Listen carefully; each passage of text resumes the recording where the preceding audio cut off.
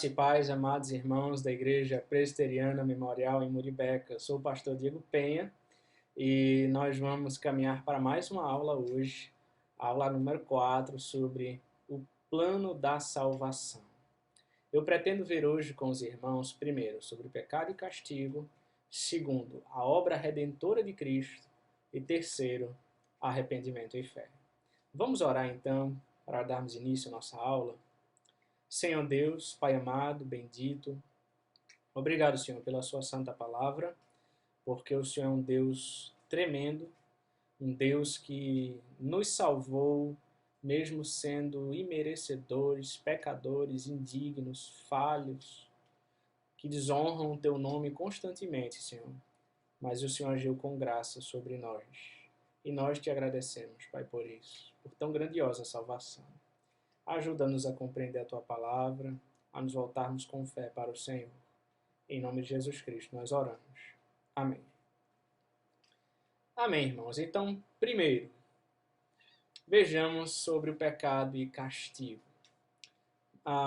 Por causa do pecado de Adão, todas as pessoas nascem pecadoras. Nós vimos sobre isso lá em Gênesis, né? Quando Deus cria o homem e coloca lá o homem e a mulher no jardim, e ele faz um pacto com o homem para que ele poderia comer de qualquer fruto no jardim, menos exatamente daquele fruto da árvore do conhecimento do bem e do mal. E o homem, então, eles descumprem, eles quebram esse pacto com Deus e a consequência é certamente morrerás. O pecado, então, invadiu ali o coração do homem e ele passa a ser pecador por natureza, né?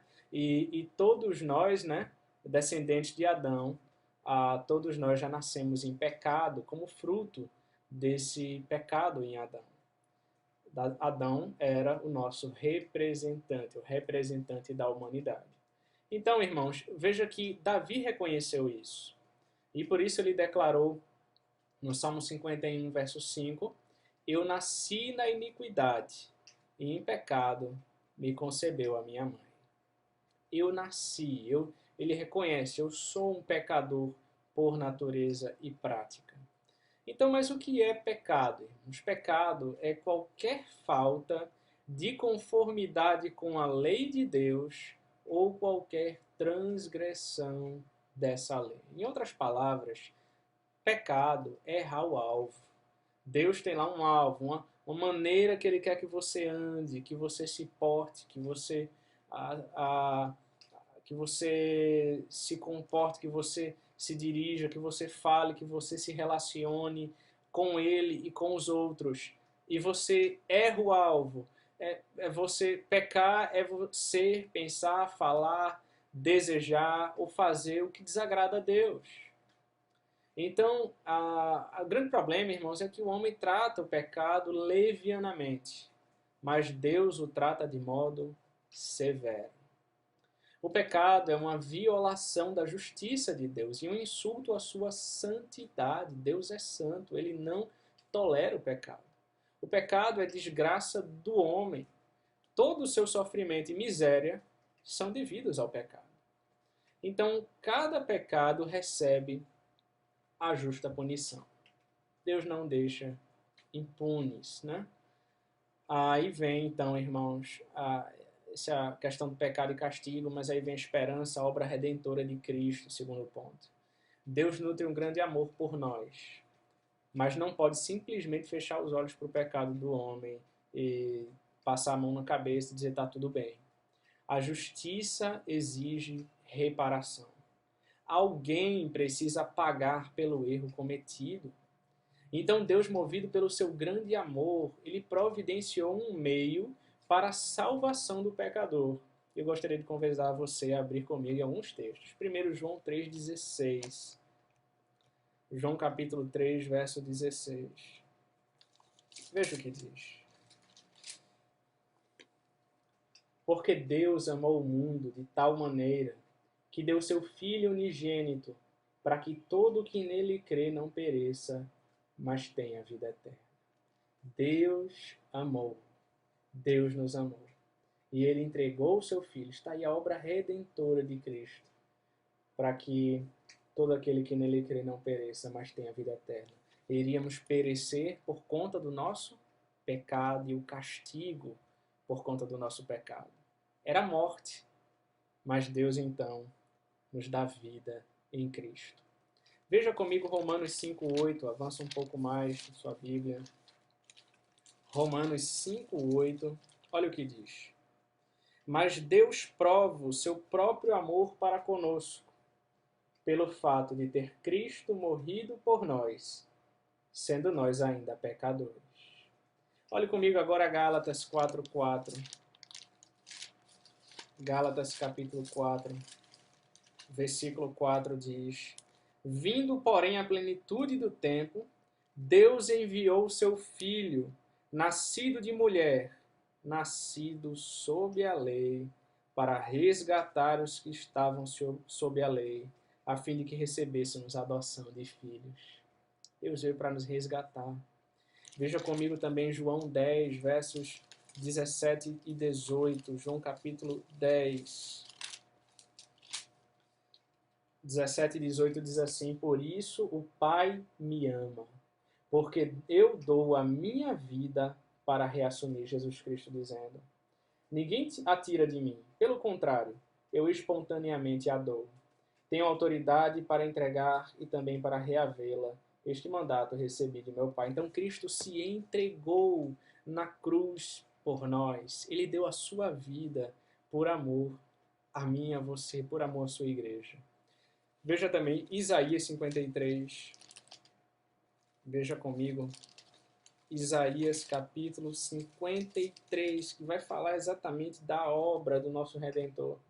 O verso 4 e 5 diz assim: Certamente ele tomou sobre si as nossas enfermidades e as nossas dores levou sobre si, e nós o reputávamos por aflito, ferido de Deus e oprimido. Mas ele foi traspassado pelas nossas transgressões e moído pelas nossas iniquidades. O castigo que nos traz a paz estava sobre ele, e pelas suas pisaduras nós fomos sarados. Fomos sarados pelas pisaduras, pelos sofrimentos de Cristo por nós. Veja também Romanos 3, 26. Volte comigo em Romanos, capítulo 3, verso 26. Diz que, tendo em vista a manifestação da sua justiça no tempo presente, para ele mesmo ser justo e o justificador daquele que tem fé em Jesus. Isso nos leva ao próximo ponto, irmãos: arrependimento e fé. Esse é o próximo ponto da nossa aula. Veja que Jesus sofreu o castigo que nós devíamos sofrer. Ele pagou pelos nossos pecados. Ele é o único meio de salvação, o único caminho para o Pai. Em Atos 4:12, veja comigo o que diz o texto. Atos 4:12 diz assim: E não há salvação em nenhum outro, porque abaixo do céu não existe nenhum outro nome dado entre os homens, pelo qual importa que sejamos salvos, somente pelo nome de Cristo, irmãos. Para ser salvo, o pecador, então, ele precisa arrepender-se de seus pecados e crer em Jesus Cristo. Veja, se você, por exemplo, olhar também um pouquinho antes, em Atos capítulo 2, né, quando, após Pedro pregar a palavra do Senhor, e mais de 3.000 foram batizados, diz o texto, Atos capítulo 2, a partir do verso 37. Então, vindo eles essas coisas, compungiu-se-lhes o coração e perguntaram a Pedro e aos demais apóstolos: Que faremos, irmãos? Respondeu-lhes Pedro: Arrependei-vos, e cada um de vós seja batizado em nome de Jesus Cristo para a remissão dos vossos pecados, e recebereis o dom do Espírito Santo. O que nós vamos fazer agora? Arrependam-se dos seus pecados. Arrependam-se. Creia em Cristo. Também, se você olhar a Romanos, né, capítulo 10, Romanos capítulo 10, o verso 9 diz: Se com a tua boca confessares Jesus como Senhor, e em teu coração creres que Deus o ressuscitou dentre os mortos, serás salvo. O pecador, ele precisa arrepender-se dos seus pecados e crer em Jesus Cristo. Então, irmãos, como é que a gente poderia definir melhor, então, arrependimento? O arrependimento, ele atinge o nosso intelecto, as nossas emoções e a nossa vontade. Três coisas, então. Arrependimento atinge o nosso intelecto, nossas emoções e a nossa vontade. Intelectualmente, nós ficamos convencidos de que o pecado gera degradação moral e nos faz culpados diante de Deus. Emocionalmente, ficamos tristes diante da convicção de que estamos desagradando a Deus. E volitivamente, tomamos a deliberação de abandonar o pecado e buscar o perdão divino e a purificação. Então, a nossa mente, o arrependimento muda a nossa mente, muda o nosso coração, muda as nossas ações. Então veja, isso é o arrependimento verdadeiro, né? O Salmo 51, por exemplo, se você olhar comigo, Salmo 51, abra aí comigo a sua Bíblia. Davi vai escrever esse salmo depois do seu pecado com Batseba, um salmo de confissão e arrependimento, né? Se você olhar comigo até o verso 10, por exemplo, diz o seguinte: Compadece de mim, ó Deus, segundo a tua benignidade, segundo a multidão das tuas misericórdias, apaga as minhas transgressões. Lava-me completamente da minha iniquidade, purifica-me do meu pecado, pois eu conheço as minhas transgressões e o meu pecado está sempre diante de mim. Pequei contra ti somente, e fiz o que é mal perante os teus olhos, de maneira que serás tido por justo no teu falar e puro no teu julgar. Eu nasci na iniquidade, em pecado me concebeu a minha mãe. Eis que te comprases na verdade no íntimo, e no recôndito me fazes conhecer a sabedoria. Purifica-me com ensopo e ficarei limpo. Lava-me e ficarei mais alvo que a neve. Faz-me ouvir júbilo de alegria, para que exultem os ossos que esmagaste. Esconde o rosto dos meus pecados e apaga todas as minhas iniquidades. Cria em mim, ó Deus, um coração puro e renova dentro de mim um espírito inabalável. Então vejam, irmãos, intelectualmente, ele reconheceu a sua culpa e declarou. Ele disse no verso 3, pois eu conheço as minhas transgressões e o meu pecado está sempre diante de mim. Emocionalmente, ele demonstrou tristeza por ter desagradado a Deus quando declarou: pequei contra ti somente, e fiz o que é mal perante os teus olhos, de maneira que serás tido por justo no teu falar e puro no teu julgar. Eu pequei contra ti, Senhor. O coração dele apertado, entristecido, angustiado com o seu pecado. Volitivamente, ele buscou o perdão e a purificação e demonstrou o propósito de abandonar o pecado. Nós vemos isso no verso 1, quando ele fala: compadece de mim, Senhor, a segunda multidão das tuas misericórdias apaga as minhas transgressões. No verso 2 ele diz: lava-me completamente da minha iniquidade e purifica do meu pecado. Desejo dele de ser lavado, de abandonar o pecado. E no verso 10, quando ele diz: cria em mim, ó Deus, um coração puro e renova dentro de mim um espírito inabalável.